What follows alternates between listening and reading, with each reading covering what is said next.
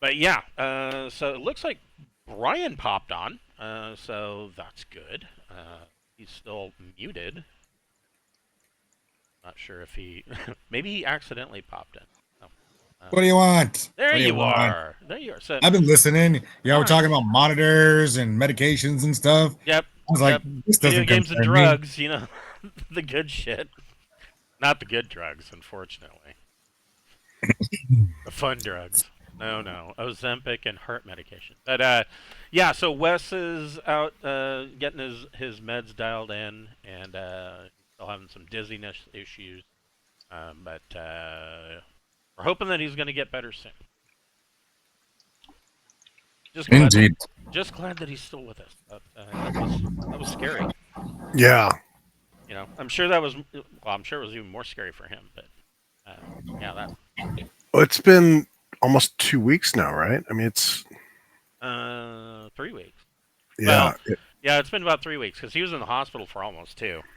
right. So yeah, So yeah, so it was pretty serious. yeah.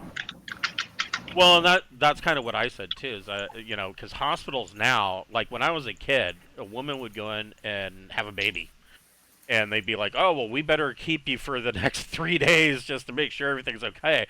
Now hospitals are like, "Oh, you had a baby," and then like an hour later, they're like, "Get the fuck out! We gotta give this room to somebody else." It's like, wait, she can barely walk. What's going on? But no, it's very rare that they even let the mother stay the night if she had a baby, and so I was surprised that he was in for that long, and that just tells me that it it was fairly serious. But yeah, we will be picking up where we left off 2 weeks ago. We took last week off because of Wes's heart issues and life issues. And it's summer, so people's got stuff to do, and so we took last week off. But we are back. These guys have successfully made their run and raided the Citadel that was going to. What was the name of that colony? Lucky Find.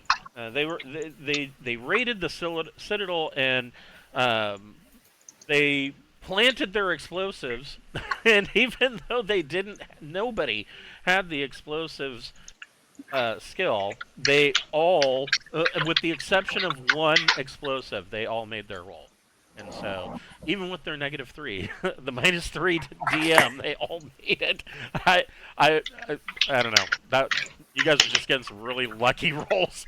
So yeah, the Citadel is kaput, and they have retrieved the 3 memory cores from the central control unit, and they jumped back to Lucky Find with their loot.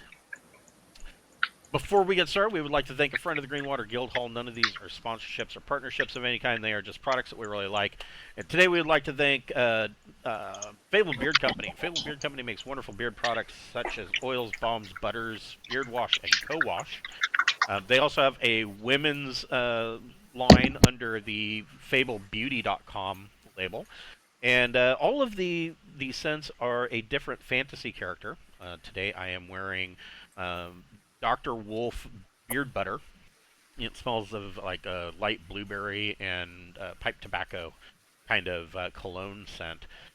But they have a lot of different scents that I highly recommend that you go to their website and look through their different profiles. They just have a ton of stuff. If you are a first-time purchaser, they do have a buy one get one free option that you can go to their website at fablebeardco.com, create an account, and then when you log in, you can put 2 beard oils to your cart, and then when you check out, you can use the code FIRST in all capital letters, and you will get that second beard oil for free. We also have a merch store via Zazzle with t-shirts and buttons and hoodies, and there's poster maps and a fleece blanket, and there's a beer stein, and all sorts of nifty little goodies on there. And that store, 100% of the proceeds from that store goes back into our channel, so it helps us with the little nitpicky things like our Roll20 Pro subscription and Incarnate subscriptions, and all these little things that are $5.99 here, $10.99 there.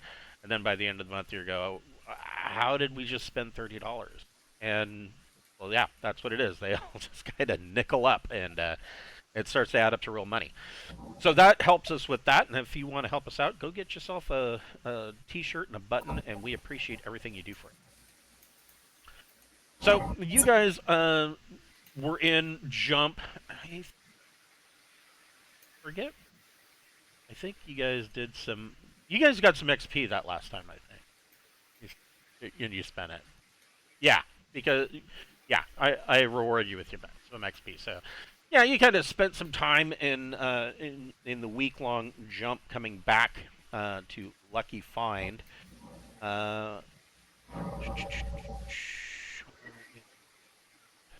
There's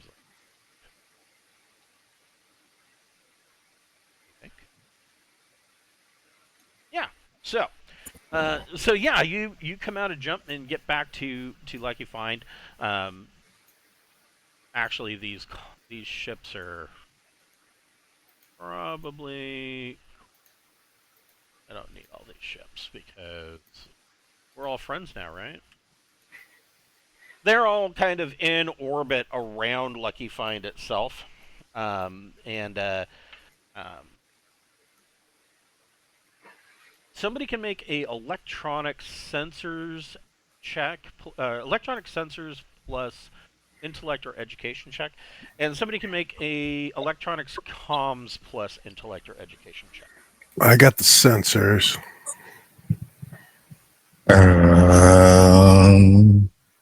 Yeah, the only one I had would be sensors. Well, you would have comms at 0, which is, I will tell you that the comms check is going to be a routine 6+ check. Yeah, well, we got them. They got them. All right. So, oh, perfect. So, so Sarda, you run your sensors, and you are finding that there is a series of traffic going up and down from the ships in orbit to the planet's surface. And Mel, you are checking the comms. You immediately pick up comm chatter. What you can deduct from this comm chatter is that the different factions are actually doing their utmost to cooperate with one another. Not always 100% successfully, but it is not the complete clusterfuck it was when you left. Oh, good. And it seems that they are they are doing their best to support the colony ship that set down on Lucky Find, and they're kind of trying to make them an actual real colony, because remember the Erline and the Tenipal that were aboard that colony ship were basically average Joes that got rounded up off the street and stuffed into a colony ship in order to stake a claim. They had no idea what they were doing, and they quite literally would probably end up dying if they were left to their own devices, because they just had no real skill at this. And in addition to that, the Tenipal colony is in the process of being rebuilt. Well, I guess rebuilt.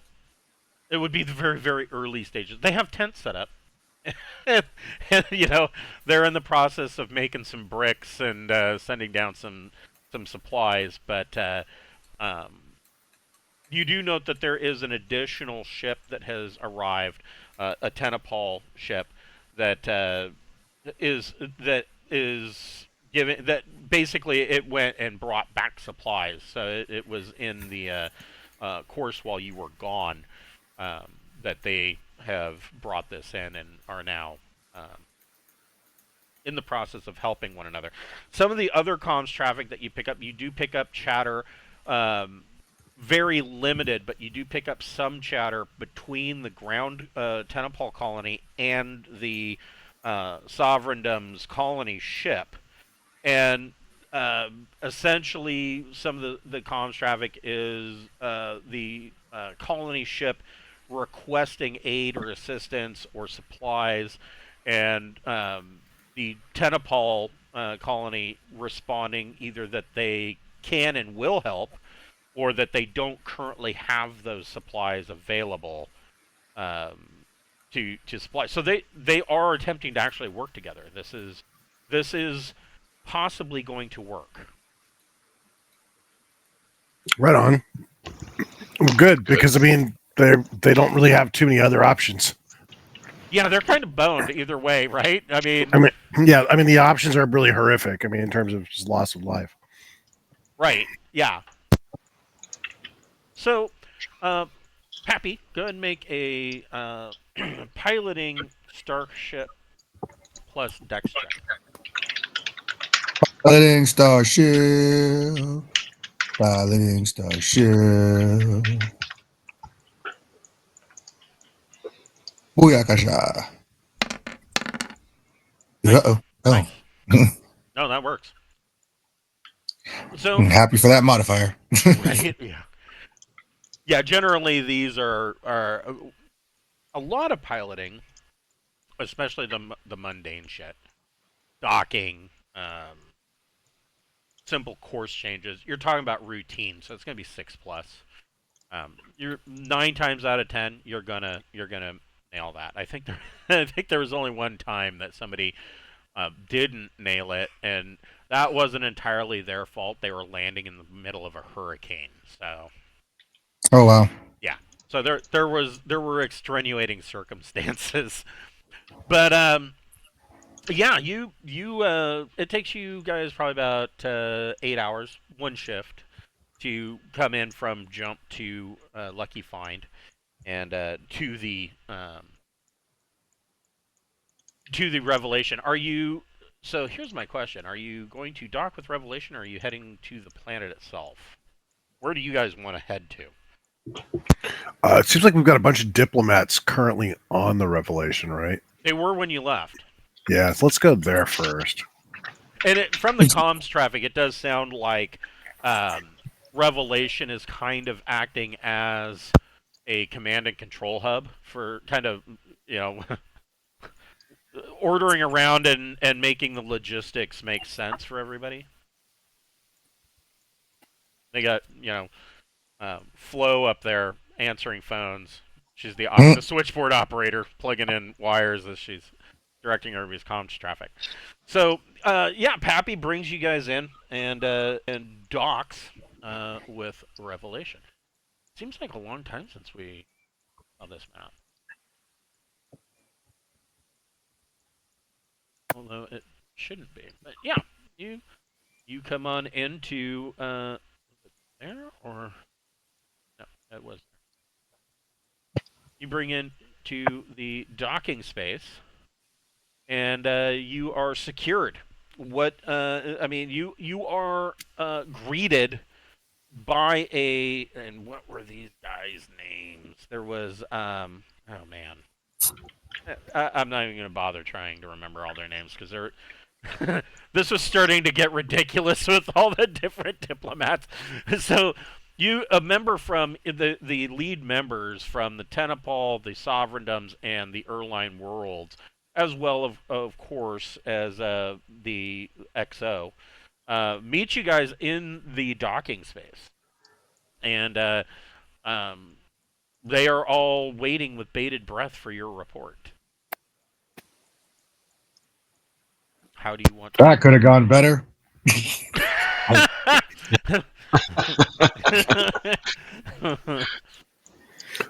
We've eliminated the threat that it poses. Oh well, yeah, that happened too. Oh, that was so. You guys had those memory cores for a week. I will allow whoever wants to can make an. I mean, I don't know who's got the skill. Electronics, computers plus intellect or education. This will be an average 8+. Is this something that only one of us can do, or can multiple of us do it, or I would how do say you want? I would say you could task chain it. So if you want multiple people to do it, the first person that does it will add a 1, 2, 3 um, modifier to the next person that tries it. All right. Well, I'll lead with computers. I know Mel's probably just as good or better than me. So, I wouldn't bet on it. well, I've got 2 ranks in it, which gives me a 3. Your base bonus is +3. So that right there on Mel's check, you get an additional +1.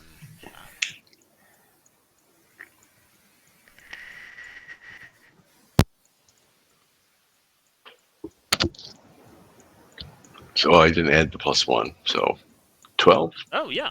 So yeah, you guys spent some time in while you were in jump, uh, going through these memory cores and trying to basically find, there was some hope that the Citadels may have some additional bits and pieces of information that would be useful to you.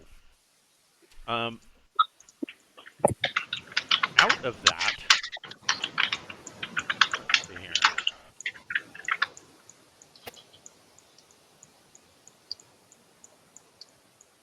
So out of this, you do find that one, this Citadel that you tackled was not what would be considered the prime. It was not the original, and it was actually this one that you hit was actually, you know, uh, I guess a great grandchild of the prime. So the prime made one, and then it made one, and this is where it came from. And so, but it did have the original information, and you are able to trace this data back to what you believe may be the actual home world of uh, of the Erline, and that home world would be. Let me.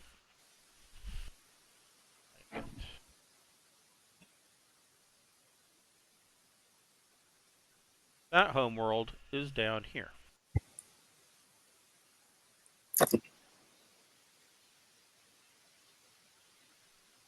In subsector F.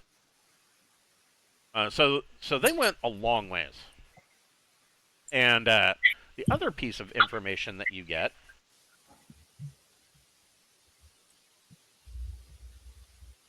is there is data on the original infestation that caused the Citadel to kind of go batshit in the first place.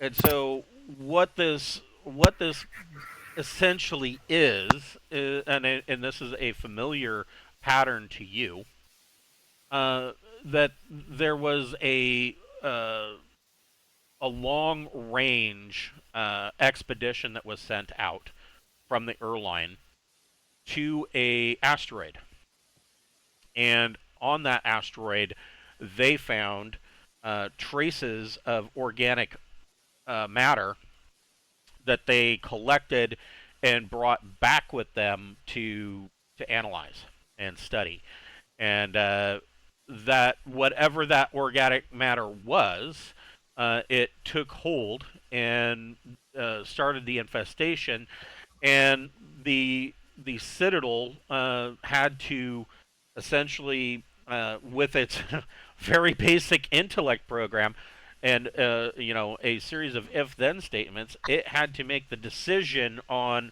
how it was supposed to handle its very rudimentary mandate, which was to protect the Erline race. And it knew, of course, it was aware that there were all these colonies, and its decision to that was to bombard the world with asteroids, and essentially this was like a 10 or 20 year long rain of asteroids on the surface of the planet, and it figured that yes, every living thing on the surface of the homeworld would be destroyed, but the Erline race would be protected because there were all these colonies out there, and so uh, you know that made. I mean, you can't really argue too much with it. There is a point of logic to that, kind Did of. the airline race not fight back against this bombardment of asteroids? Well, I mean, what are you going to do against that? I mean, old man yells at cloud. I mean, what are you going to do against asteroids? You know. Yeah, but I mean, did they not like try and destroy the Citadel or whatever? Or was the Citadel like out of range? They didn't try and like an Armageddon incident, like send up some old dudes in a spaceship. Well, well, that's a good question. I don't know. That that that is not covered as to how the Erline reacted, other than to just cack it. But um, I mean, you're not talking about one asteroid. Literally, this was a rain of asteroids over the course of 10 to 20 years. So once or twice a month, there was 4 or 5 asteroids hitting the planet Oh shit. for 20 years, and so Yeah, that's a lot. Never mind. yeah, the Citadel, it doesn't half-ass things. It just kind of goes for it, and that's what came about. But some there is some data here that suggests that the original Citadel, the Prime, is still active in the home system.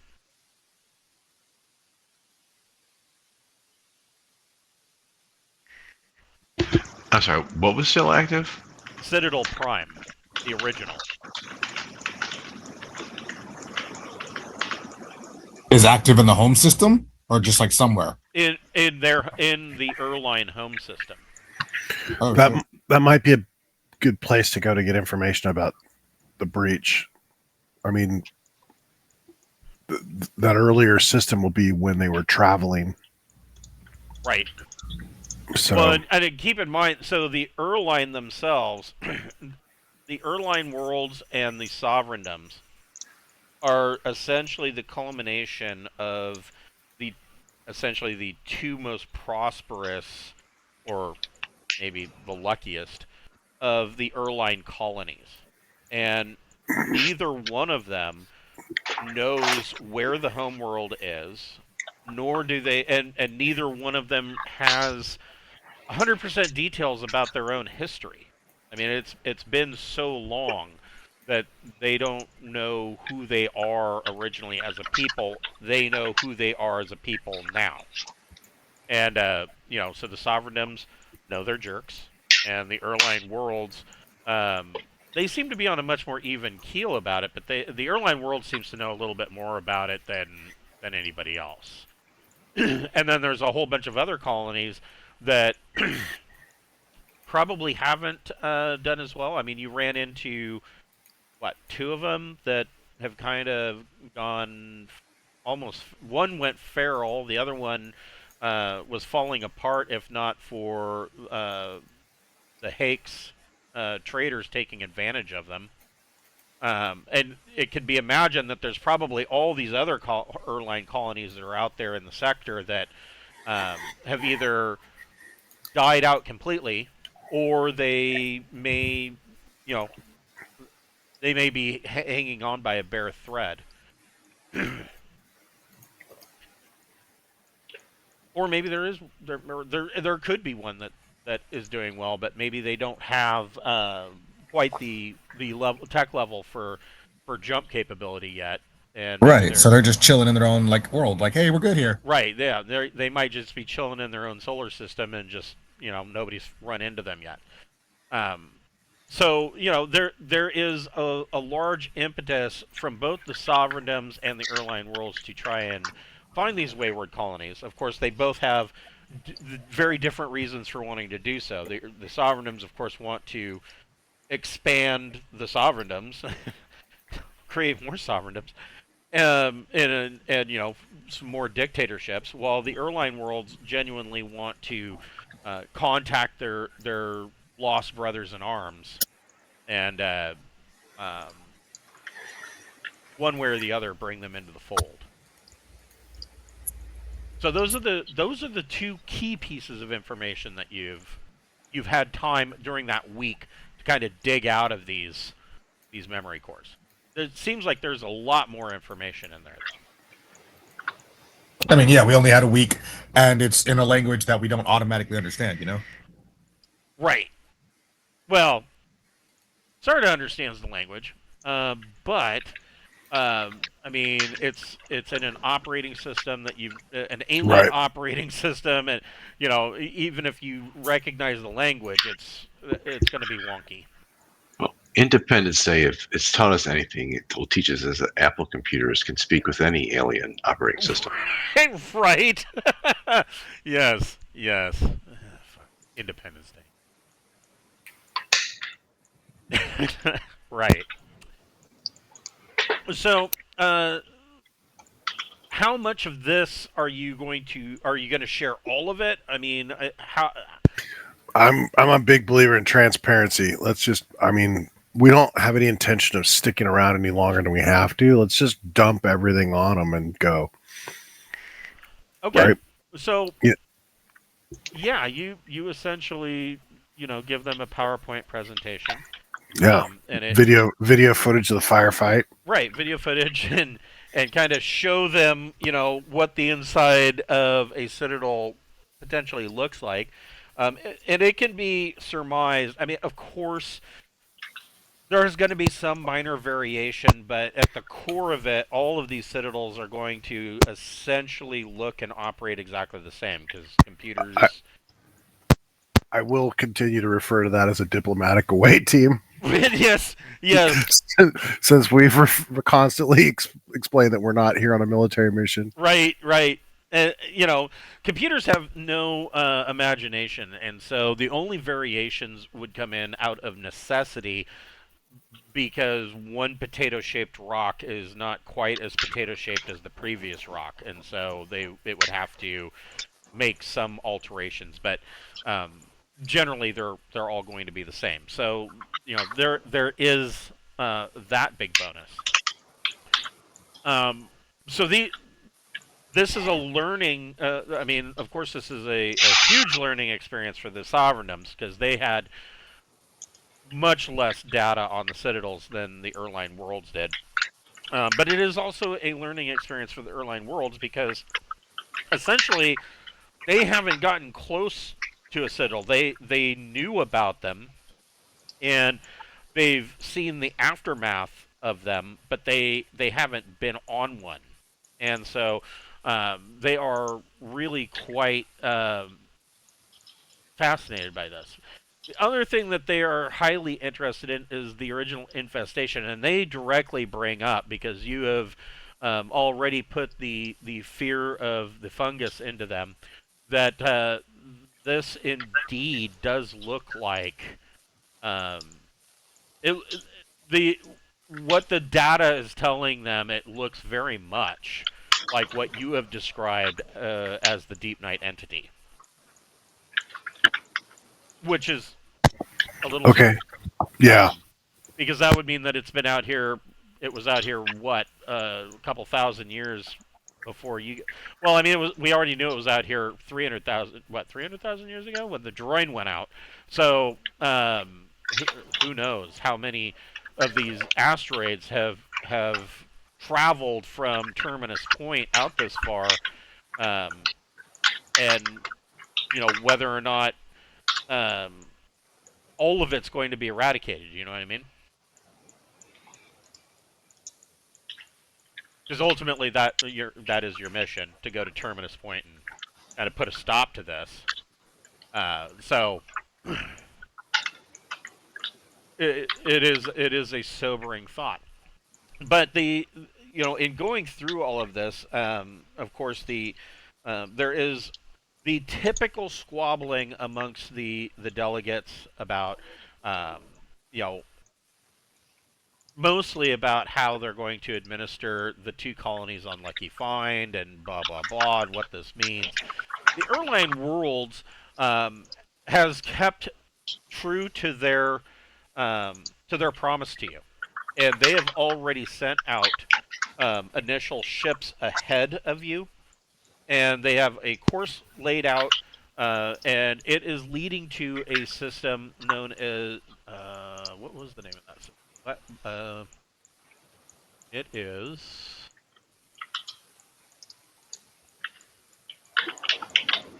last prospect. Your scientists know it as last prospect, best hope, and they believe that from that subsector there is a potential for crossing the Great Rift, either by uh, deep space refueling via comets or rogue worlds. And these advanced ships that they sent out, the hope is that they will kind of be able to hit some of those comets along the way and set up refueling stations for you.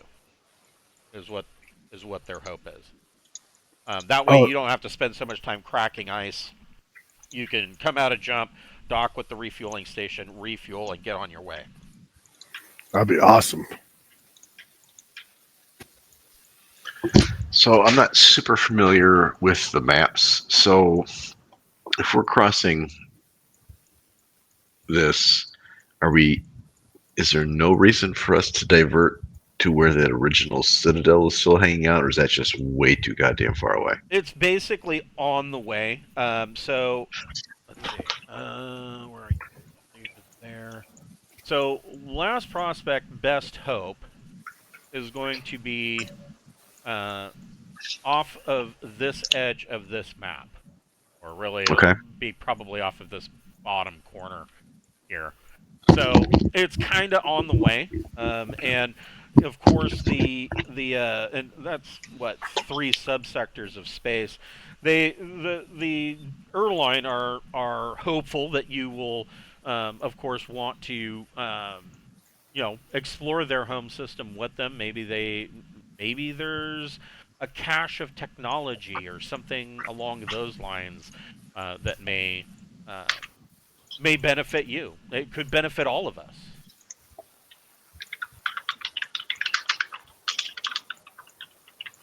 It could benefit Crab Kind. I mean, am I the only one who's thinking that? Although I don't think I want to mess with a fully operational Citadel, old as it might be. Agreed. I think there might be some useful info on this crud. Yeah, I think so too. Especially if we're not going too far out of our way. So they launched their initial mission ahead of you from down here, and so they're a week ahead of you, and a subsector rimward of you. So they're a bit. It would take a couple of weeks, even with your jump 4. It would take a couple of weeks. They've got a head start on you. Is essentially what I'm saying. I guess it's really up to you how much longer you want to stick around here. If is there anything you want to close up before leaving Lucky Find? Perhaps he might want to say goodbye to his lady. That's true. I was out on a different planet. And I mean, of course, no, she is here. She is aboard Revelation now, and that is a good point. So, I mean, and you guys have done this, of course, in the past. It would be completely possible for you to invite whoever you want. I mean, you could bring members of the Erline and the Sovereigndoms and the Tenipal, however you want to do that. I can't guarantee that they'll decide to join, but Bots, stick around. let's see, what was her name? Name was Nah, that was just a passive comment. We ain't got to track her down. That was just a random. Alejandro. We might Alejandro might want to just have a little goodbye before we part ways. Yeah, I mean it's very possible. I mean, if you wanted her to stick around, you could invite her to be Now part of her the show. people need her. Her people need her. I like her. I don't like her. Like her. Um, I would never rob a civilization of their monarch. oh, she's barely an ambassador, but yeah, she's not a monarch. But yeah, I see what you're saying. So yeah, do you guys want to invite any of these races to join up with you? I mean, you're kind of at full capacity as it is. Oh, well, I mean, if we're full, we're full. Sorry, The baby, you ship can't come. generally the ship generally has a crew complement of 500, and I think you rounded that out with the last group of waywards that you picked up. Yep, you're muted. We're headed towards other populated planets, though, for some folks from the same race. So, I mean, if a few of them wanted to go as passengers, True. I certainly don't think diplomatically that would be a bad idea to have some of the home team going with us. we're not necessarily going to be able to give them a way back. But Well, they could catch a ride back. I mean, it would be a really long trip, but they could catch a ride back with those advanced ships that went ahead of you. So I mean, it's not like they're going to get stuck out there. so I think we'll throw that offer out there on the table. Okay. If any of them That's wish a good to. idea. That's a Yeah. really good idea. Go ahead and make a diplomat plus social. Sure.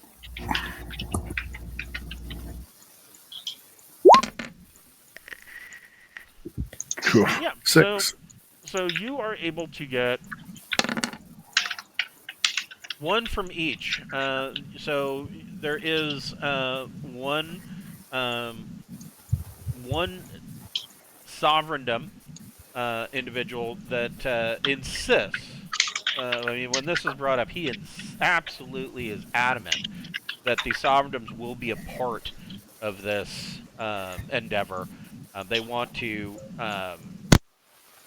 Basically, the Sovereigndoms want to guarantee that it is known that they assisted the travelers from across space when they needed help.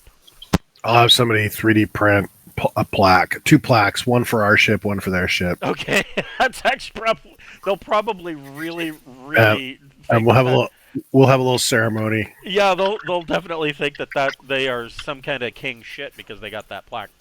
And then of course, We'll unbolt it as soon as we jump away. yes, Alejandro will not be joining. She will be staying with her people, and she will be sad to no longer have contact, probably ever, at least not in this lifetime, with Pappy. But That's why Pappy said a proper goodbye. right, yes, and but they are sending a younger delegate. And of course the Tenipal, or not Tenipal, the Erline Worlds are sending a delegate as well, and they will travel aboard Deepnight Revelation with you. Over the time that you've been gone at the Citadel, the Erline, especially from the Erline Worlds, they have kind of gotten to know. Wow, what was the name of that? They were.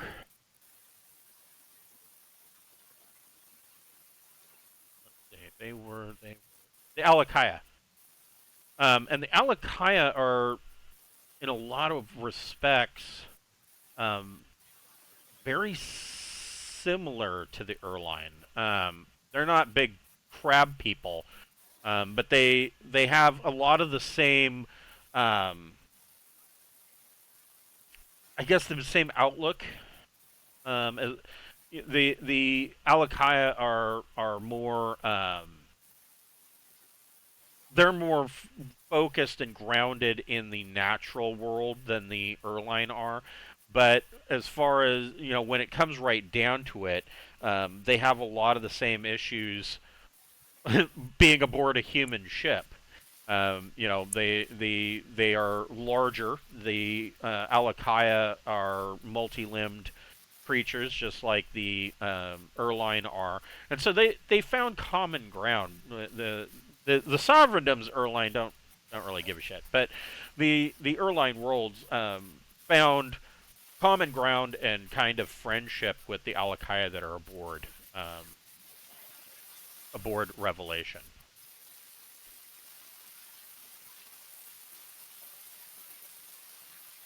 I can show. I don't think Jack saw the Alakaya.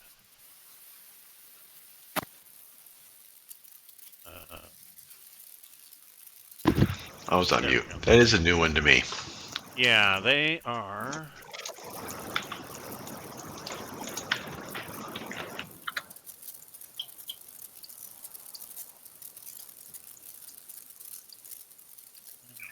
Their equipment. That's their dumb-looking guns.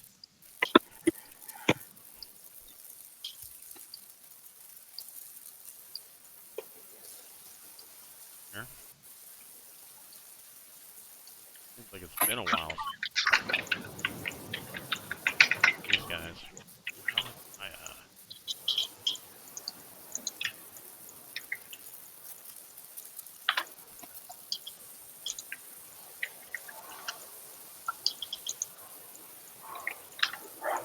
What the hell?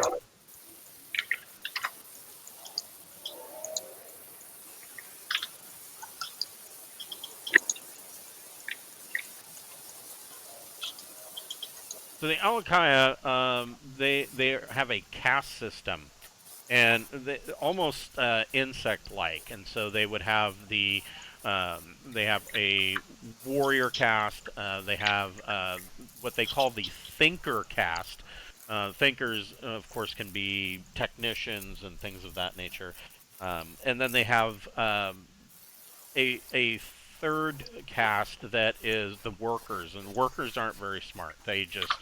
Um, they just move around and tend to they work. That's it. But these guys, the other caste were the breeders, of course, where all the Alakaya come from. Breeders themselves, the original breeders, weren't very smart either. They basically their whole reason for existence was to pick a mate and mate, and then crap out babies, and then pick another mate and whatnot. And the Alakaya that weren't selected to be with a breeder were kind of not necessarily shunned, but definitely they were pushed aside by society. They weren't adding to society, and so they got some of the shittier jobs. And a lot of them would be like they would be put onto dangerous scout missions for the Alakaya race as a whole. They'd be put onto these very questionable spaceships and jumping out into the black to kind of find new worlds for the Alakaya. And so this is a breeder. This is an intelligent breeder. And so what these guys ran across was that the Alakaya, there was what looks like an evolutionary happenstance where some of the breeders became intelligent and actually started to lead their people. The conservative Alakaya thought that they were just a myth and that, breeders can't think. Silly breeder. And there was, when these guys left, there was there was an incipient, imminent even, civil war that was about to happen, and these guys were like, "Okay, see ya, we gotta go, and we'll just leave you to your things. Best of luck." And so all of the Alakai that are aboard Revelation are considered this extant group that never got the opportunity to be with a breeder. They weren't really important to society in the first place. And so these guys are finding common ground with the Erline of the Erline world. On the flip side, the Tenipal are kind of in this much the same way. The Tenipal from the Tenipal Alliance are finding common ground and have struck up friendships with some of the Furbolg that are on the ship. Now, the Furbolg were another race that they ran into, and they look really similar. They're very similar to Furbolg are very similar to humans. There's a couple of biological differences, but and genetically they're not human, but they look and act a lot like human. The Furbolg that they found were Bronze Age society, and they brought with them a bronzesmith and basically a bard. This guy, he decided that he wanted to go along with them because he was going to write this epic tale about traveling the stars. And so the Tenipal have kind of found a kinship with these people. Let's see here. How many weeks are we talking? 1, 2, 3, 4, 5,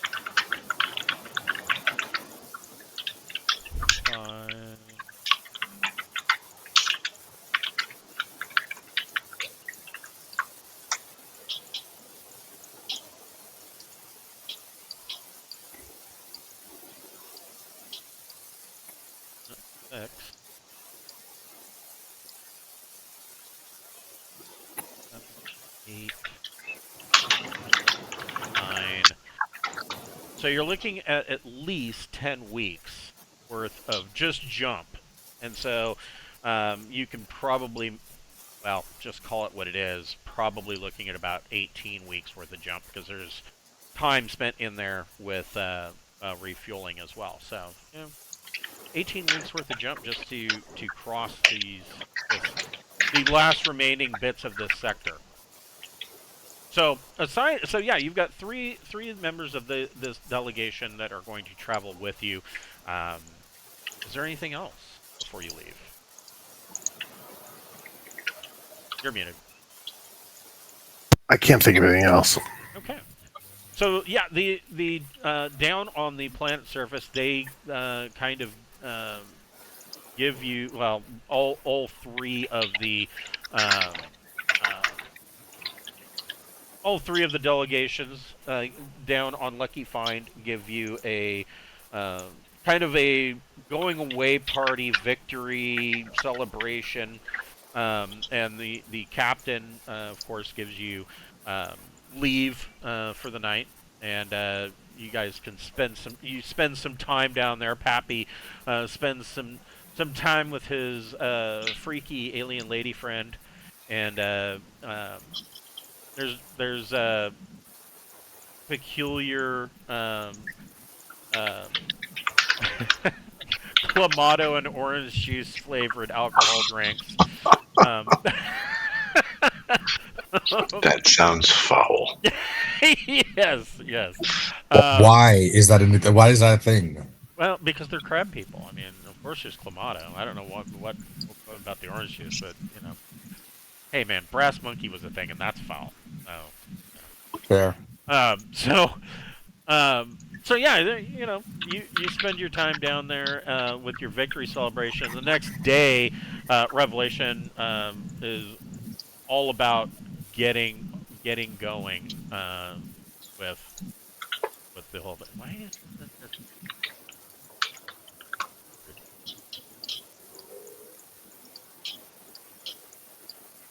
So out of the 18 weeks,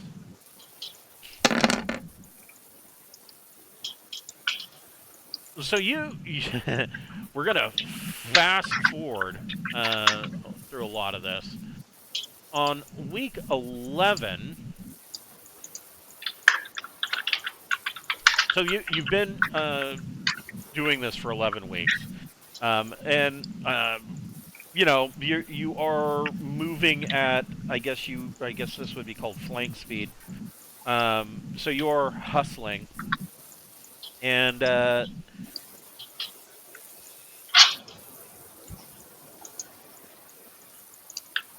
11 should probably further down a minute.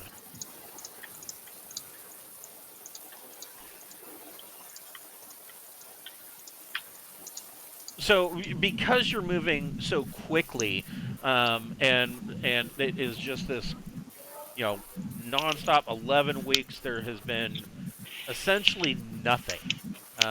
You haven't run into other colonies. You haven't. There's been almost nothing of real particular interest for the science division. Morale on the ship is starting to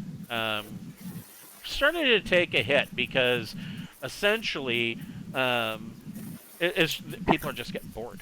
I mean, you wake up, do the thing, eat dinner, go to sleep, wake up, do the thing, eat dinner, go to sleep. It's the same thing day after day for 11 weeks. It starts to drag on people. And, you know, the XO is telling you guys, telling, well, not just you guys, but basically the whole crew, get used to it. This is kind of what we signed up for, you know? I get a dodgeball tournament going. Okay, yeah. I mean, you could, yeah, you could do that. Go ahead and whoever's setting up the dodgeball tournament, make an admin plus intellect check. Admin plus intellect.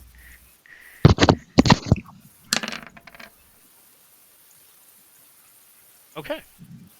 So you are able to so Pappy sets up this dodgeball tournament in the training rooms, and you know, the crew that sign up for this are they break themselves up into teams, and they're, you know, throughout the weeks that you're in jump, there's you know, friendly rivalries going on. Bets are being placed. Not that money really matters for anything, but they're using it anyways. If And there's money to be bet, it's gonna happen.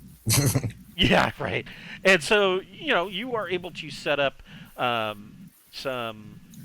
You set this up, and you stave off a bit of that morale problem. Jack, have Mel roll a.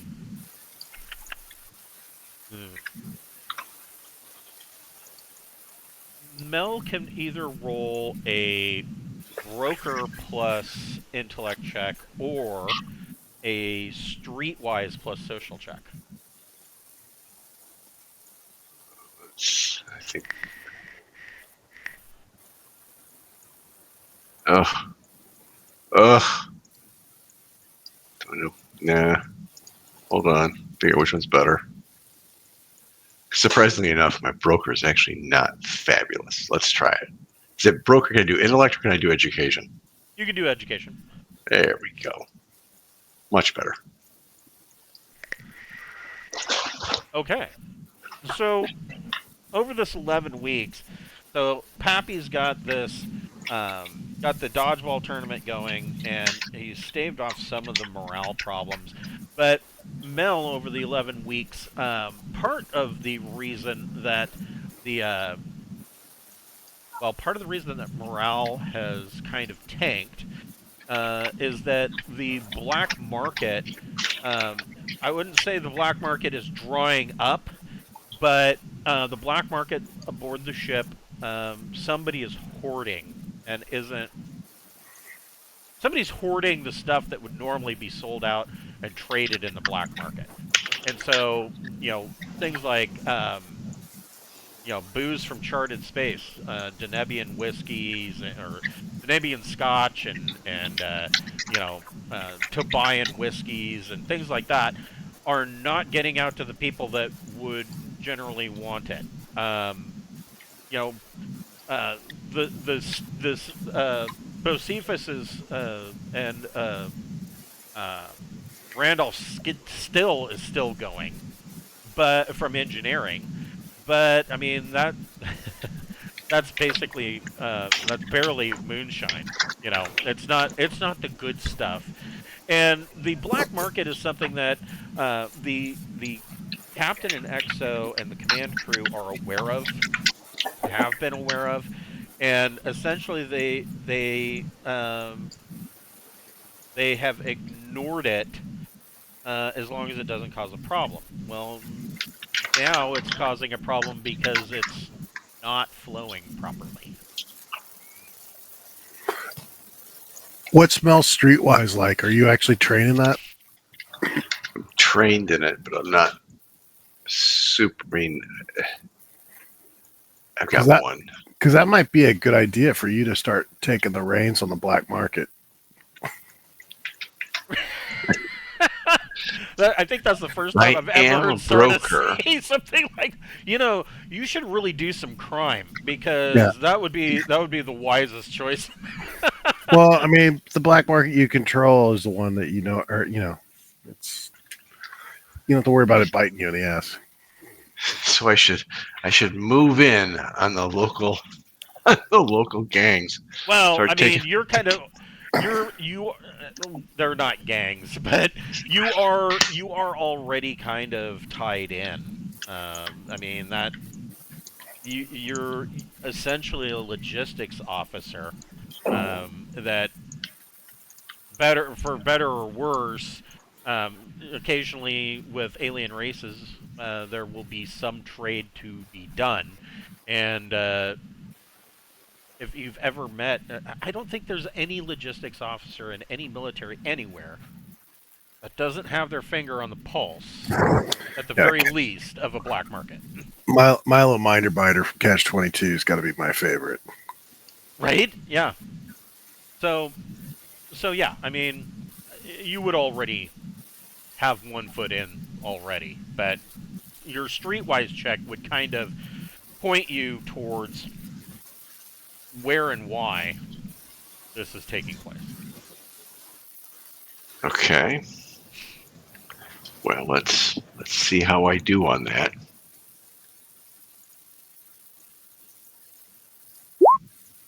Ugh. Oof. I don't know at all what the hell's going on. Yeah, so you you didn't blow it completely, and so that's good. You are in the process of kind of doing an investigation of exactly what the hell's going on. It's up until this point, it has been fairly rare that there would be some kind of stoppage. Now, the one thing that you do know from your broker check is that it's not like you guys would have run out of the good stuff.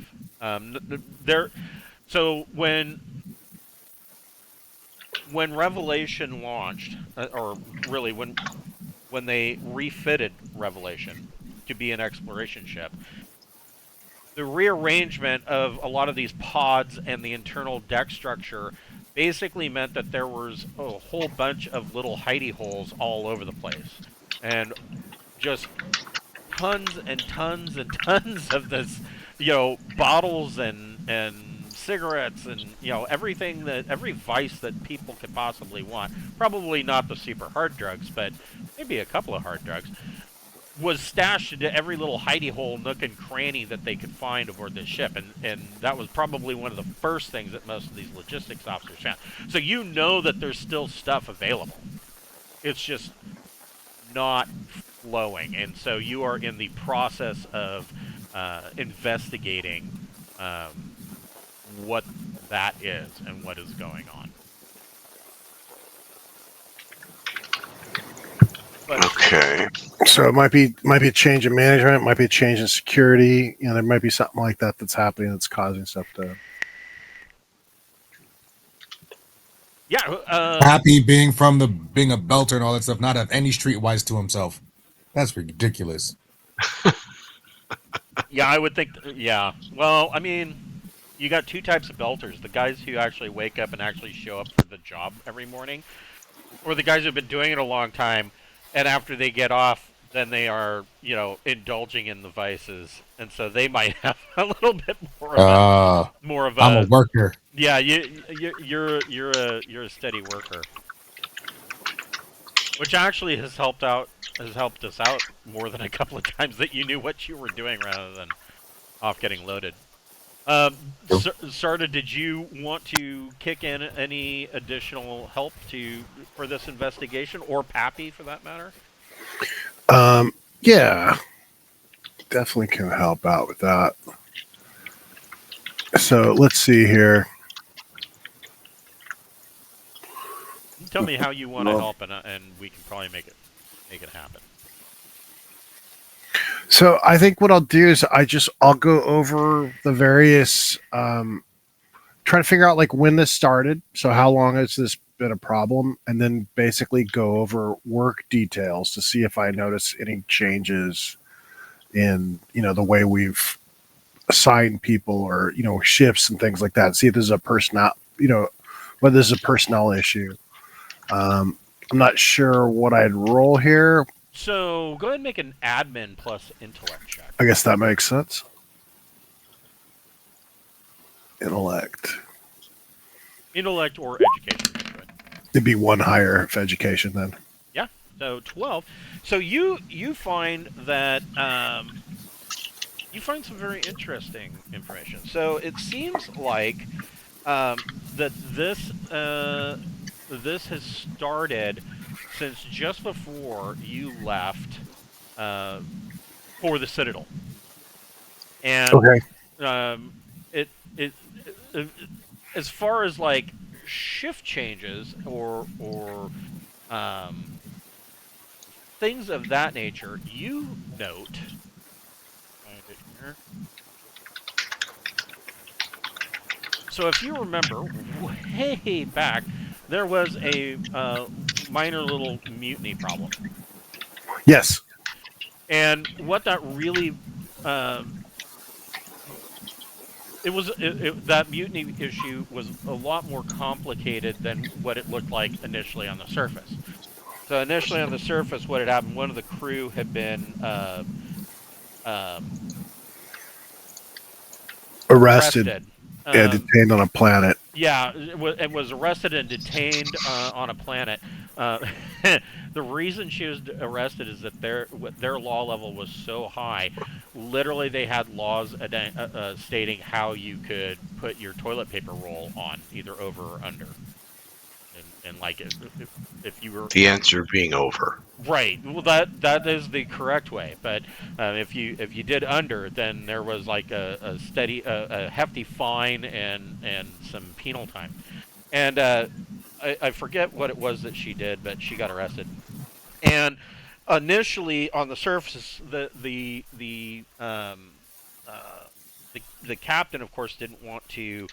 It wasn't their world. They weren't in charted space, so it's not like they could throw around their weight. And they were members of the crew that wanted to essentially go in and break her out.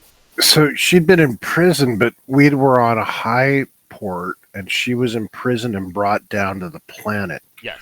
And so the militant group that were upset with management were upset because they wanted us to raid the planet and break her free. Right. And you're sitting there going, we don't know where she is on the planet. and a planet's a pretty big place to raid. Right. So it was a very unfeasible plan they had, and we basically talked them out of it and used diplomacy to free her. Yes. And so, but to make that even more complicated, what that really ended up boiling down to, and that the Gabe's character, the Marine, kind of found out part of this, is that boiled down to there are two distinct factions aboard Revelation. Well, three distinct factions if you take in the people who just want to be left alone and do their work. Mostly the scientists. The sane ones. The sane ones, right? Yes, they're like just they want to tell everybody just fuck off, leave me alone, so that I can look in my microscope. But the two main factions of this are what would be called the Loyalists, and so the Loyalists are most of them are active or ex Imperial military. So Marines, Navy, these are the types that are if they were planet side and back home, they would have an air raft with a big sunburst flag hanging off the back, and they would drive up and down the streets. Get their truck nuts. Get their truck nuts, right? And then there is another faction that basically are they are corporatists, so they are more loyal to Deepnight Exploration LLC, the company that is essentially in charge of this mission. Where's the taco for tacos? Tacos? I want tacos.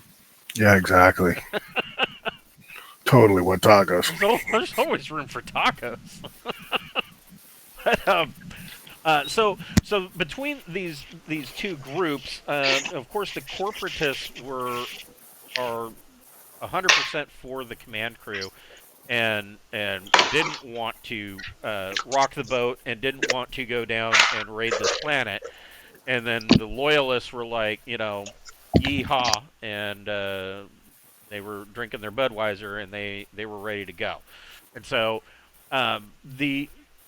what this has boiled down to is that part of the shift change is that two of these members that were loyalists, they were both ex Imperial Navy, have been assigned to, or were actually promoted and assigned to positions in security.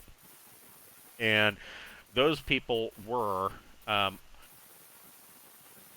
Isaac Meganure, and he, according to his dossier, is a distant relative of a pretty major imperial noble house. And then the other one is Ishugi Mirakru.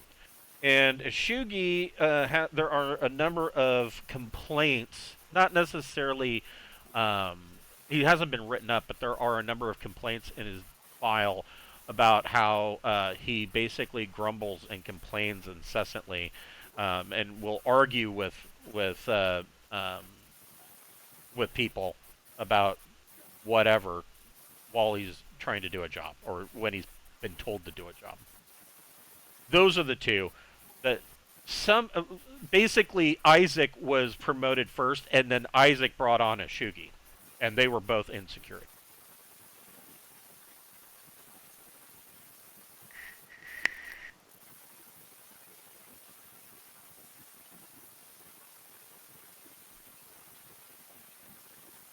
What's your plan?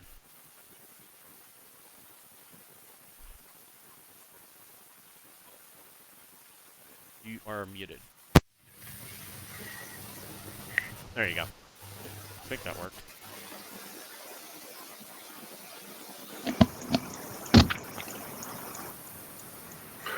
Okay. Yeah, what do we do with these guys? I mean, so what? What's the current beef? I mean, what is it that they seem to be upset about currently, right? Or Well, you're not seeing. I mean, those two were moved into security around the time that the black market started to dry up. But you're not seeing. Well, with your admin role, you would see that there were a number of. I was going to say arrests. I guess you can call them arrests. They're not really arrests, though. But there were these guys have their arrest quota has gone up.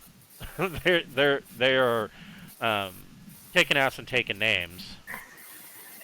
All right, so they're forcing out other players, driving up the price because they're doomsday prepping hoarding. Right.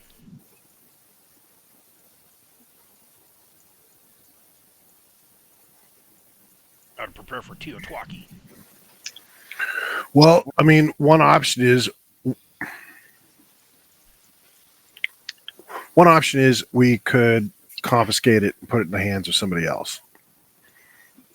Turn over the black market to somebody else, essentially.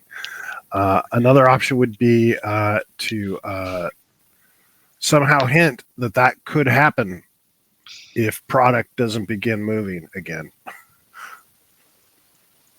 Yeah. So maybe Traveler Society is much more enlightened and advanced than I have in my head, because I think I might be overly influenced by cyberpunk. So I'm picturing that every fucking movement on this ship is monitored. So in theory, if we tapped into those systems, we can find out where they're hiding their shit and just take it. Yes and no. So, yes, you're right. Almost every. I mean, there are security cameras and sensors in almost every corridor. But as far as being able to find exactly where some of this stuff is being stashed, that may be a little bit more difficult because of the rearrangement of the internals of the Revelation. Some of this stuff is stashed into little side corridors and areas that are not privy to the sensors and or cameras, and may not even show up on the main blueprint. Okay. Do we have the pull to move them into, I don't know, janitorial? Move them out of their positions? So the thing is that we're management, and so management's always got a really weird. We can't officially acknowledge that the stuff exists. The way you said that we're management made me think of the Archer episode where they go on strike. Yeah. And so essentially the thing that we can do is that we can threaten to shut them. We can shut them down. We can threaten to shut them down. And, and then we can possibly work with somebody who's not management to essentially leak that information to them so that they get the message that this is what management's willing to put up with. Well, I was thinking, rather than the threat approach, to if you move them out of a position where they can't act as enforcers for their own racket, right? Our hands would be clean as the market reasserts itself. For some of the stuff, yeah. Other stuff is stuff that's been on the ship since we left. But yeah.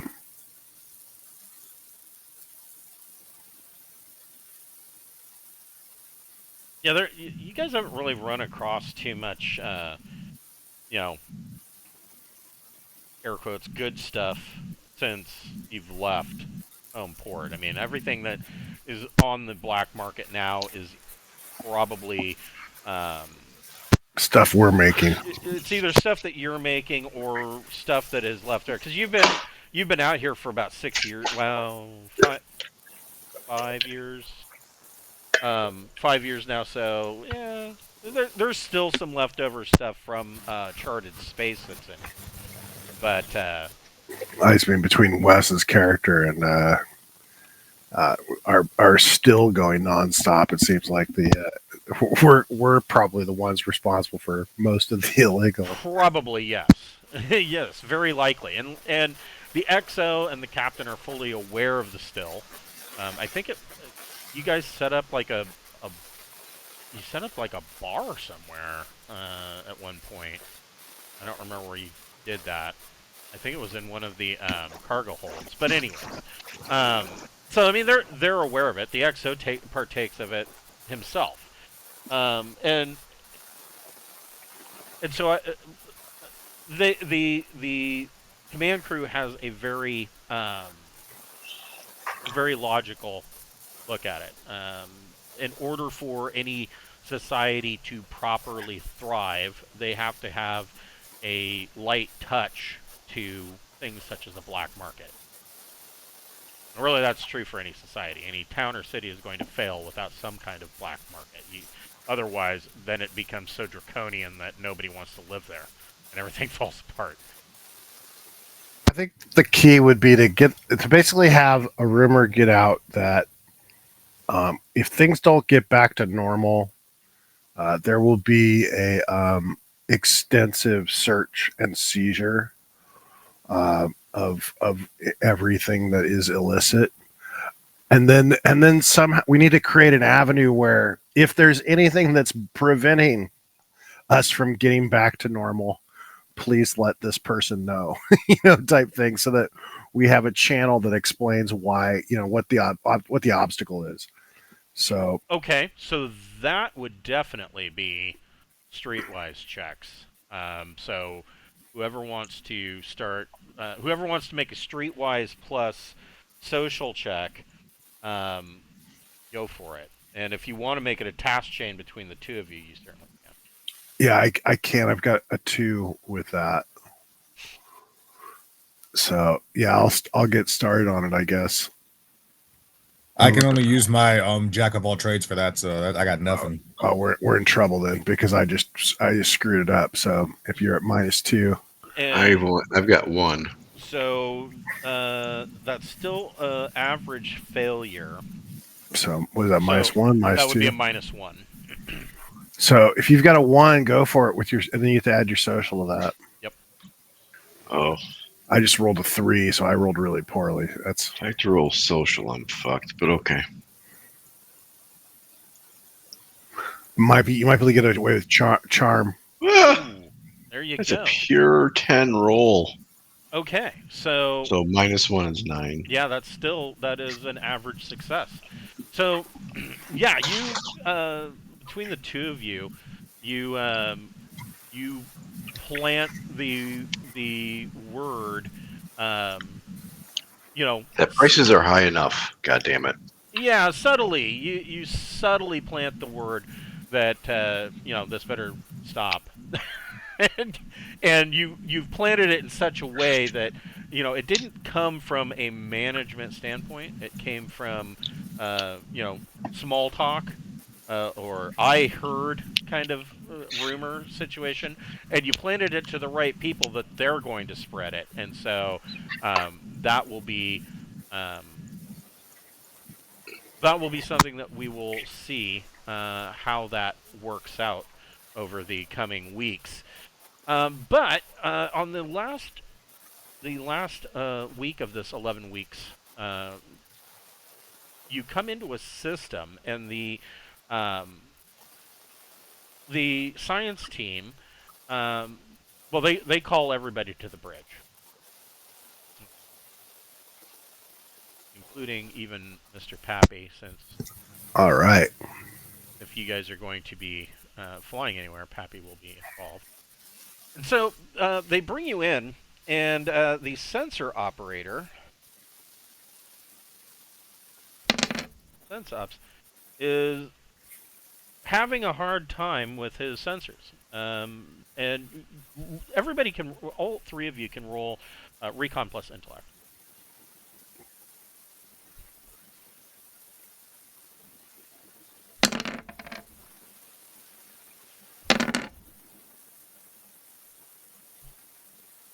So Mel is looking at the SenseOps console, and he's like, "Huh, that's weird." But But Serta and Pappy, you look around the bridge and you see a number of consoles. The holographic displays are flickering in and out. There's a lot of static. Not sure what's going on. I'll definitely take a look. I'm pretty good with sensors. Go ahead and make a electronics sensors plus intellect or education. Yeah, find out this is we got a virus.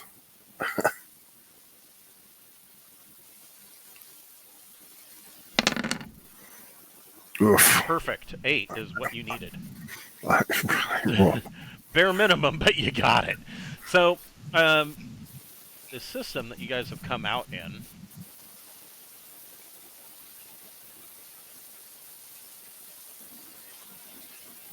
looks like this, and of course, you're following the typical procedure. They were attempting to do the full scan of the system before launching refueling ops. This is a they have designated this as ASM 148. The primary star is a K6. There are a number of rocky planets and one small gas giant. However, what you find, Sarda, is in looking at this system, the radiation readings are off the charts. And you see that there is a lot of stellar gas matter in the system. Like, it's foggy. oh wow. Okay. Like, is that a cloud that we need to avoid, or what's the situation? So, how do we get to safety here? It says None of us need any more radiation at the moment. right, yes. Well, I mean, you know, I'm good on my 100 rads. Mel can take a little.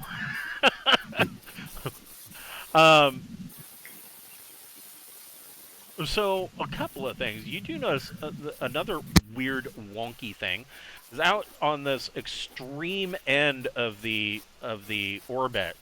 There are another couple of gas giants that are orbiting at a really wobbly angle. Like it's not going to be too long. They're going to probably get thrown out of the system, and it doesn't look like this happened.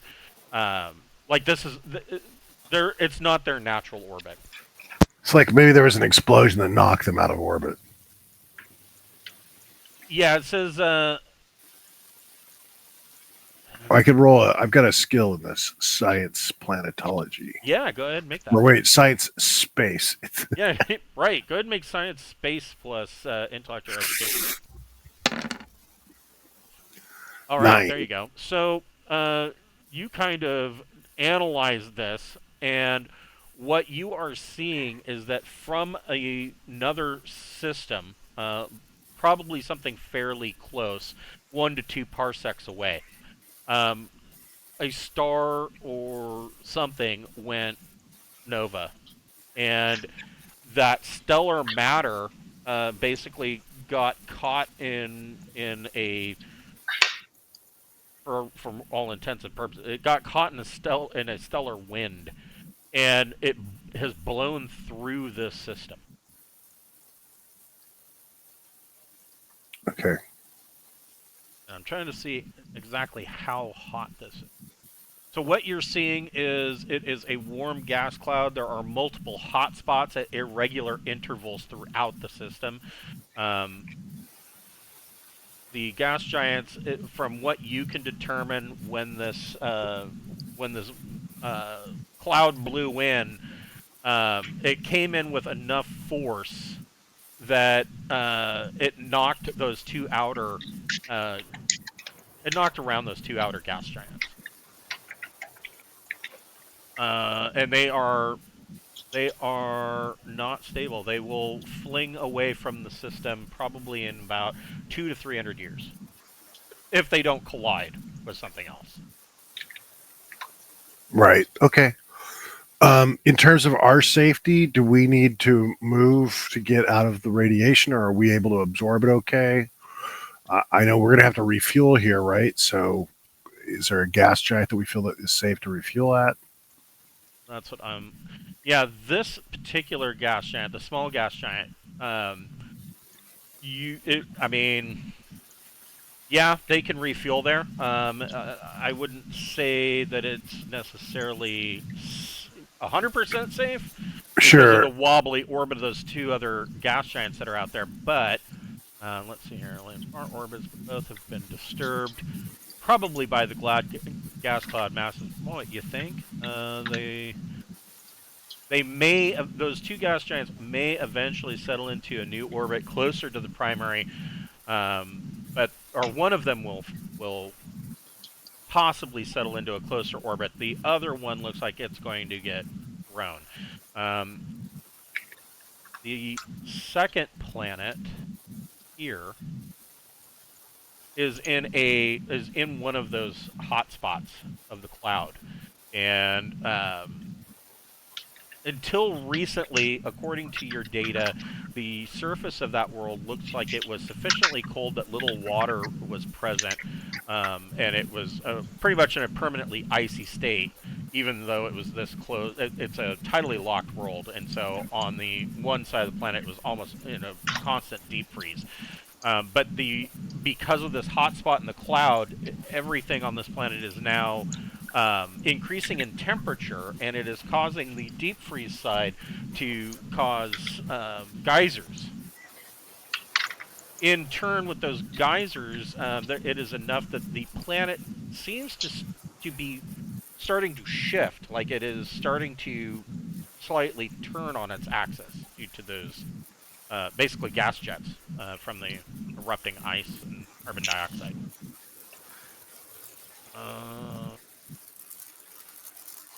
Although there's no possibility that life would be able to potentially form on the planet. There's not enough time. Right. The innermost planet, this one, has had all of its atmosphere stripped away.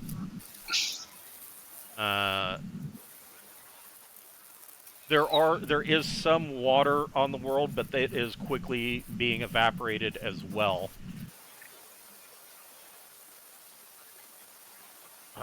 Dense clumps of stellar matter that have remained concentrated as an elongated ovoid on the path of propagation, vastly cooler than when they formed part of a star. These clumps of gas are still hot by cosmic standards and emit considerable radiation besides heat. Yeah, so as far as those hotspots, and I will mark them, my little thingy here, that. So we know that there is one here, one here, one here. So these hotspots, traveling in and out of those hotspots, you're talking about my radiation chart.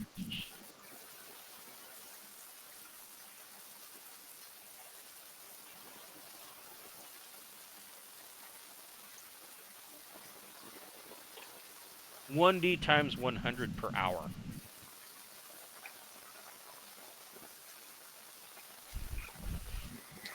Okay. But we've got shielding on our ship would protect against that, right? Or is that something we have to worry about? I would think that. Let's see here. Your ship should be able to take some of that. The hull of a spacecraft decreases the radiation exposure by 500.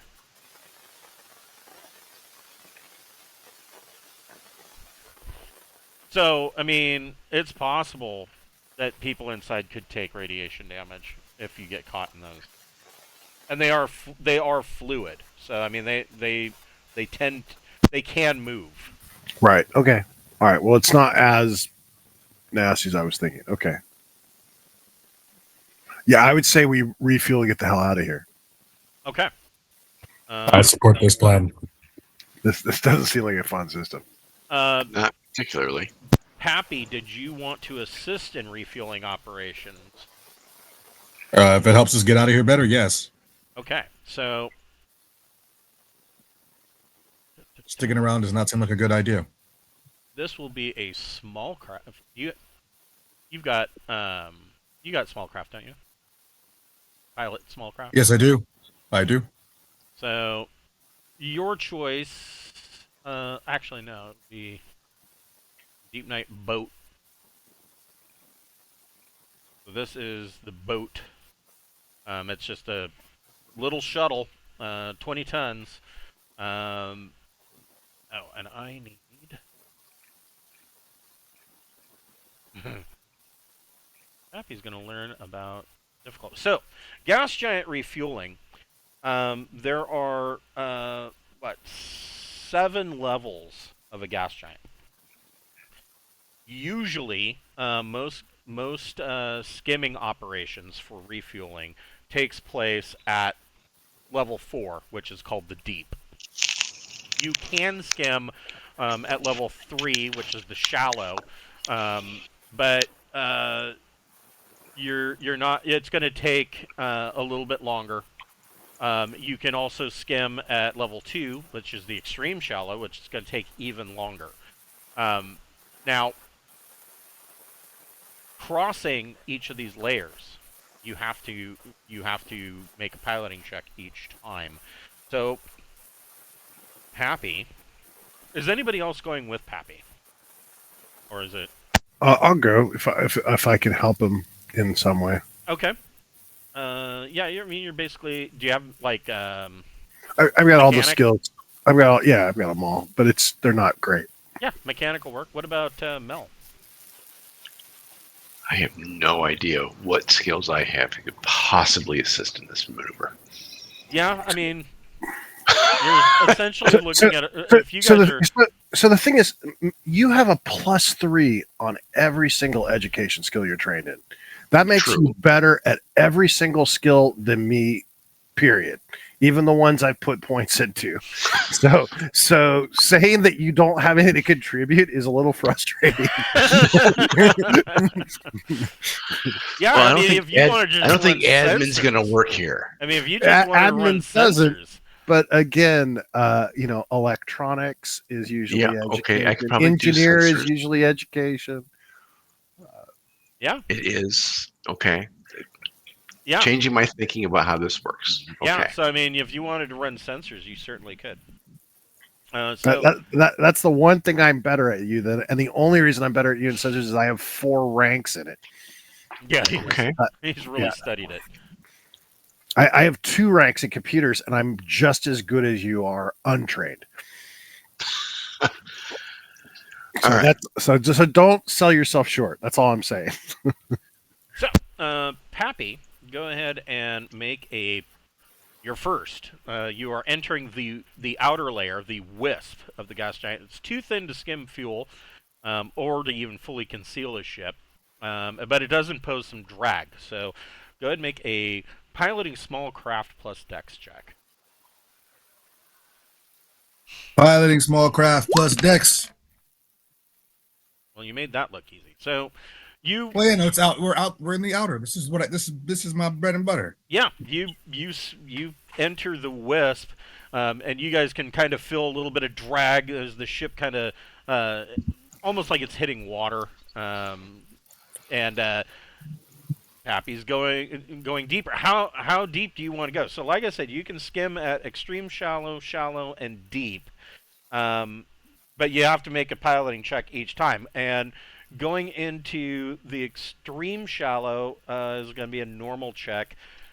Crossing from extreme shallow to shallow, your piloting will be at -1, and going from shallow to deep, you'll be at -2. And the number to hit on each one is 6 or 8. Oh, 8. I'm sorry, no, 10. The number to hit each time is 10. Correct. Okay. For small craft, I only have a +2. Yeah. So, I mean, are they coming along helping me in any way? Like, is this going to help me with getting us there or doing anything or? Well, so here's what happens if you fail a check.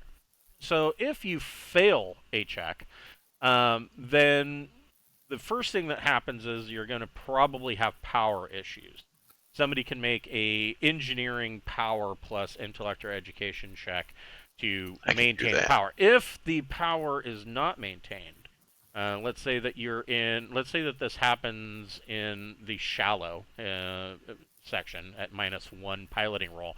Um, Without power, the ship's boat will begin to do an orbital decay in 2D hours, and will be falling deeper into the gas giant. Of course, if you get too far, it's just gonna crush you like a pop can.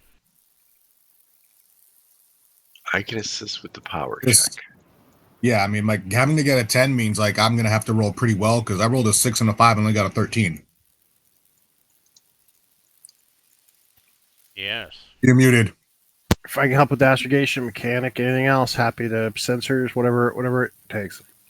Alrighty, well, let's go. I mean, we want to get out of here faster, so let's go for one more level at least. Okay, so you're going to go into the extreme shallow. That is a regular piloting small craft plus dex check.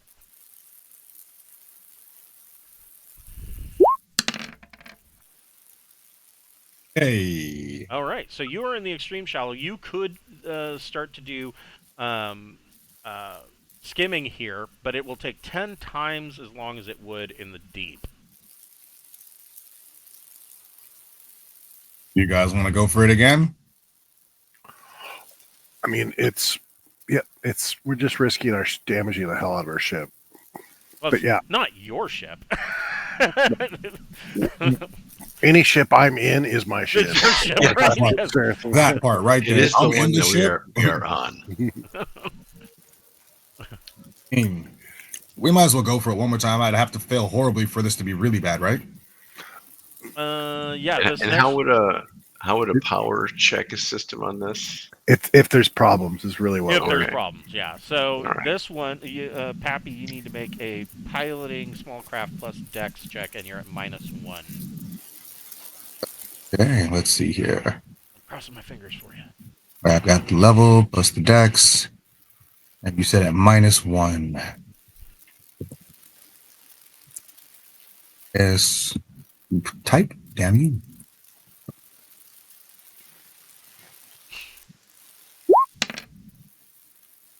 Oh, So this time he's crossing into the deeper section, and this time it's a little bit rough. Not terribly, but the power does start to flicker. Who wants to make the engineering power plus intellect or education? That's Mel. Oh, Oh fuck no! So Mel's trying to get power back online, and it is not working. The ship. So much for your 3 ranks theory. Well, I mean, you have a +4 on that roll. I mean, you only rolled a 3. If I'd rolled that, I'd have gotten a 6. So it's Yeah, true. So actually no, I wouldn't have. I'd have gotten a 4. So So yeah, Mel's having a hard time getting power online, and the ship is entering or will enter an orbital decay, and literally fall into the deep on its own in the next 6 hours. will we get another chance to get the power back on before then? yeah, whatever we need to do to get us out of here. Yeah, somebody can make another engineering power plus intellect or education. All right. What do you think? No, Oh my god.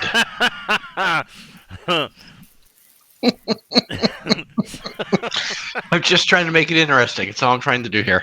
So the boat is starting to get buffeted around back and forth. Oh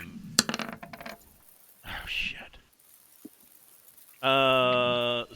Sarda. Yeah. You are detecting a increase in radiation. You can make Is a electronic sensors plus intellect. sure.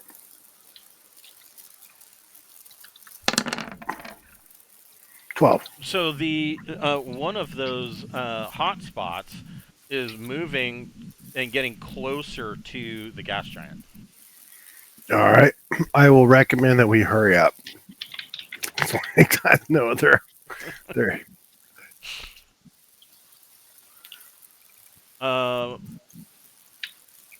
Pappy, you can go and make another piloting plus.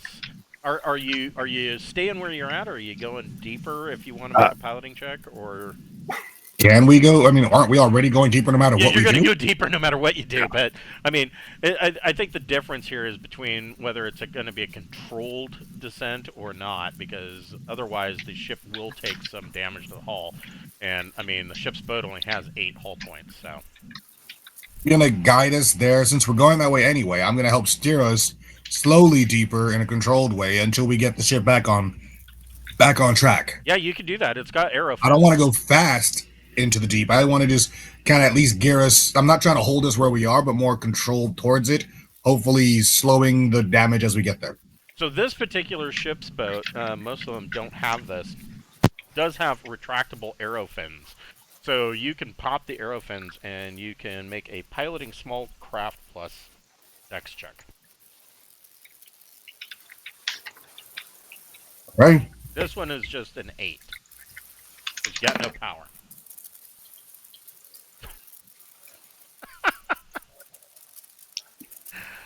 So he extends the arrow fins, and you do feel like the ship kind of bucks a little bit, like it has caught the wind streams, but it's still descending. Mel, go ahead and make another engineering power plus intellect or education. Okay, this time I'm going to kick it before I start it. Okay. Little percussive maintenance. There There we you are. go. All right. You gotta kick it. So Mel is able to get power back online. All the lights kind of come back up suddenly. Pappy, you can make another piloting plus dex.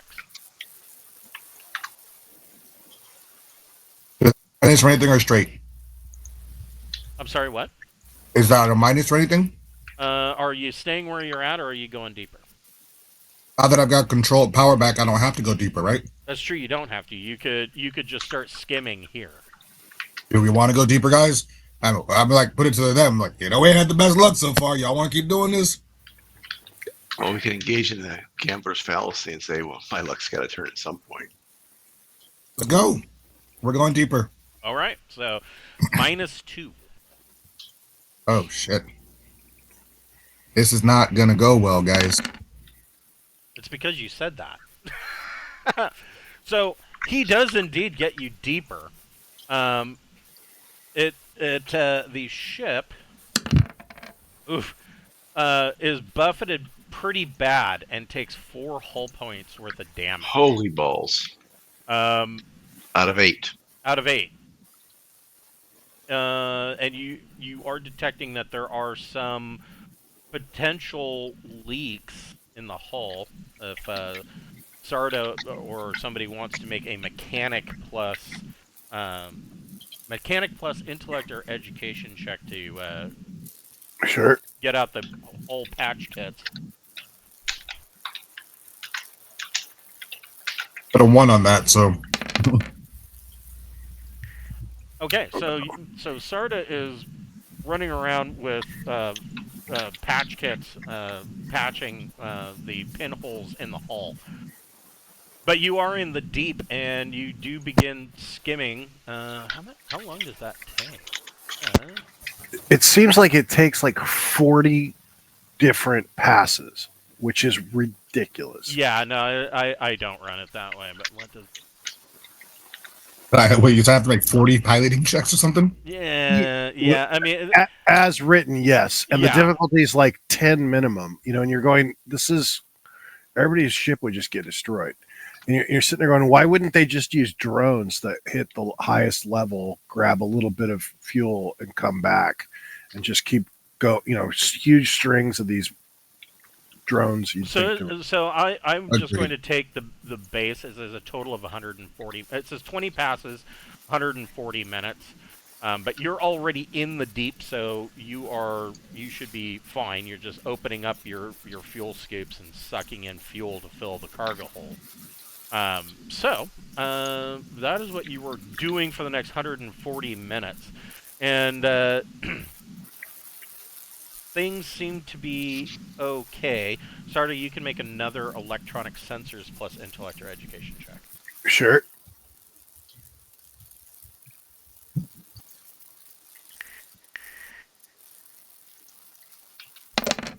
Thank you. 11. So you detect that that hotspot is kind of in the rings of the gas giant, but it's not necessarily outwardly touching the gas giant as of yet, but it is generating enough heat that the outer layer on that one side of the planet is causing the wisp to kind of evaporate away. I mean, you got to figure gas giants are going to be fairly radioactive and hot in and of themselves, so this hot spot must be really hot comparatively. Yeah, I would recommend we get the hell out of here as fast as possible.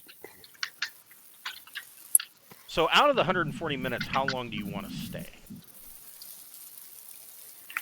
With the radiation approaching, I would say as less time as possible.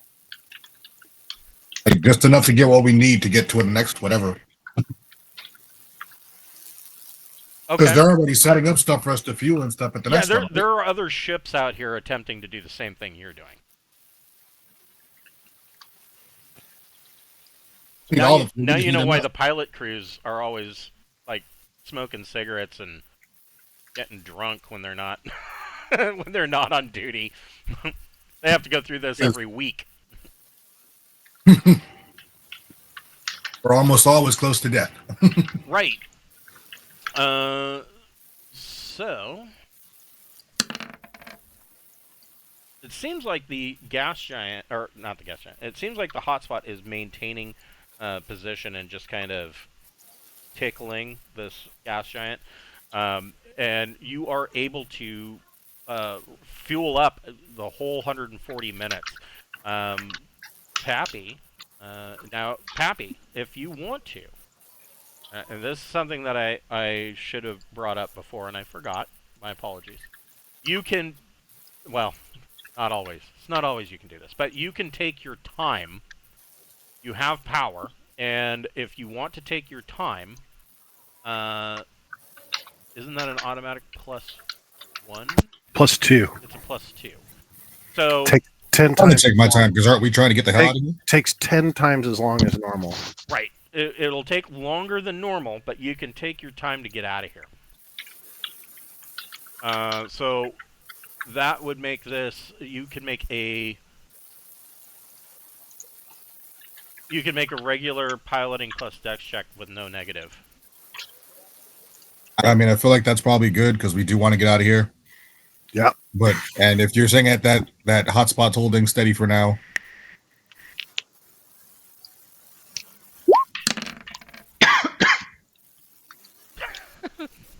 So you do get into the shallow, but again, the power is starting to flicker.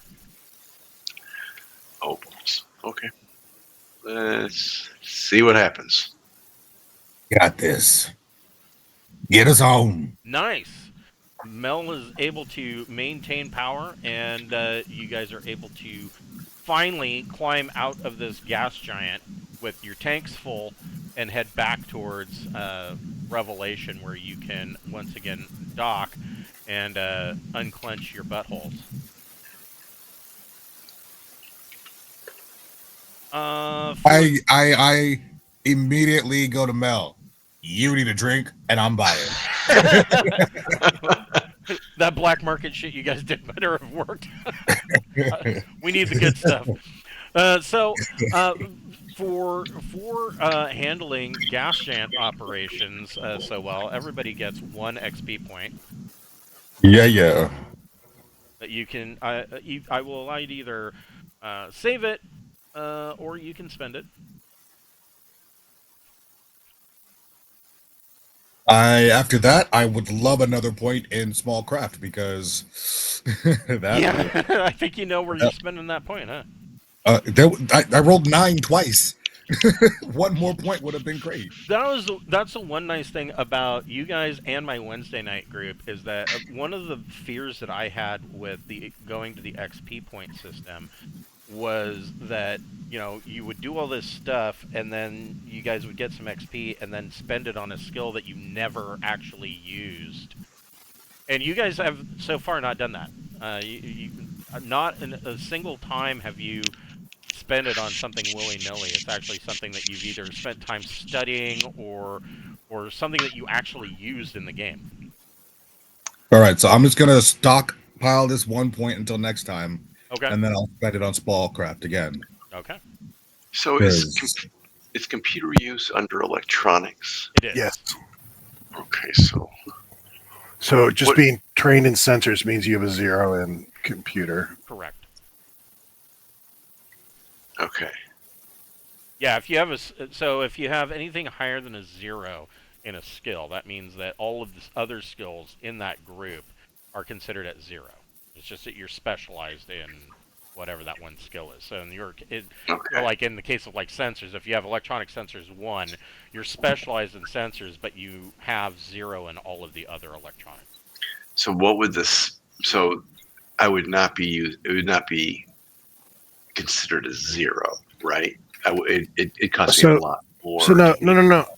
So electronics itself on your character sheet is the main category, and that should show 0. Right. But then and then you need to click the little thing on the Right. far right that opens up the specialties, and so So I've got comms 2. So to add computer, they'd be going to 3. So I need 4 points. no. Computer would be going No. to just 1. Down at the very bottom where there's Okay. a red plus, you would hit that and you would Yeah. type in comms and you'd have a new skill, and it's at 0 at the moment. Or not comms, computer. Computer, Right. and it's at 0 at the moment. And Right. so if you wanted to train it from 0 to 1, it would cost you 1 Okay. point. Clearly, I have to spend where my strong point is, right? Education. Yeah? I mean, you're already doing great there, so doing even more great is not gonna hurt. Or greater. All right. It's importanter. Yeah, Yeah, I that's don't know. most importanter. I don't know if this helps, but like you can see how my electronics is set up on my character sheet. I just put it in the Facebook chat. Okay.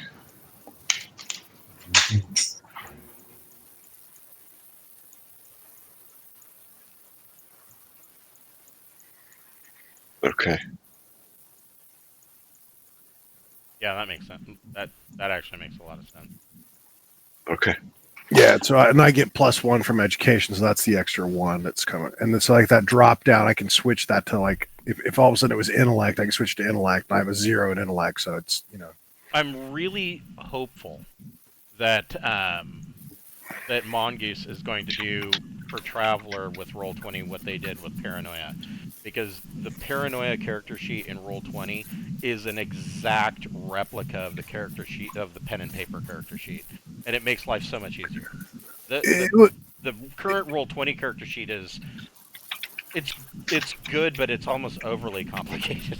I just wish they would allow the alt stats to factor into skill rolls. That's the other thing too, is I wish that they would add the alternate characteristic.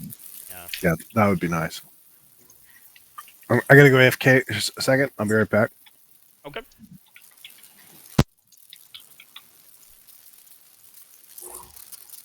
All right. So we will pick this up next week at on Friday. Now I know Jack, you're going to be gone next week, right? Yep. Okay. Yep. And I will touch base with Pappy. Hopefully, Wes will be more dialed in with his heart medication, so that he'll be able to play. I know that he's really wanting to, but he's just not feeling well. Right. He's tired and dizzy. So there, yeah, he needs to get better. Well, I'll encourage Ty to join. Yeah, definitely. If he wants to join up, that would be fantastic. Yeah, that'd be great. Pretty sure I'm not gonna make next Friday. Okay. The plans that were maybe tonight got pushed back, so I'm pretty sure they're happening next Friday. Well, I mean, if that's the case, with two Forgot people to out, do we want to pay. just take next week off? Yeah, yeah. I mean, because it would just be like me and Wes, right? Would be the only... Yeah, and that's assuming that Wes is well enough to play. Why don't we just do that? We'll just say that we're taking next week off, and we'll pick it up week after next. Do we need to do a special session for character creation for Ty? Yeah, how versed with probably Mongoose so. character creation is Ty? Probably as useless as I am, because he's never played it with me, Okay. and we've been playing together since '96. Okay. So he's been in my group since then. Okay. Well, what we can do, I can whip up a character for him. Between now and 2 weeks or 2 weeks. So yeah, I'll That's safe. I'll at the very least. I mean, I probably won't whip a character that will be input into Roll20. I'll leave that to you guys. But I will whip him up a PDF and we can get it to him. All right. How's that sound? Sounds good. All right. Well, I will see you guys in 2 weeks. All right. Thanks a lot. Have a good one, You're guys. welcome. Have a good night, guys. See you next time. Yeah. Oh, and tomorrow. Oh yeah, I'll see you tomorrow. Yeah, yeah. Yeah, I will see you. Have fun. Later. Have a good night.